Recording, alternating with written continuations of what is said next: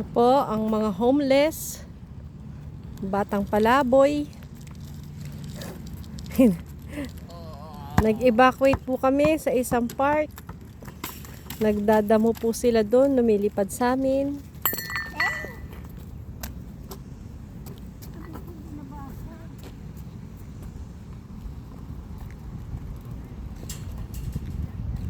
May chismoso pa. Ganda dyan? Buti naman. Dito naman po kami sa isa pang maliit na park.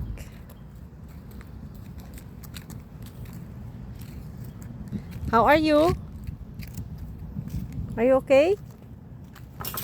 Excuse me. What's your name? Excuse me. What's your name? Where's your ID?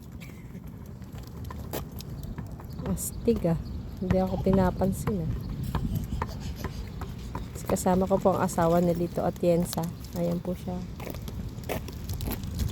Anak ni Baby Ama.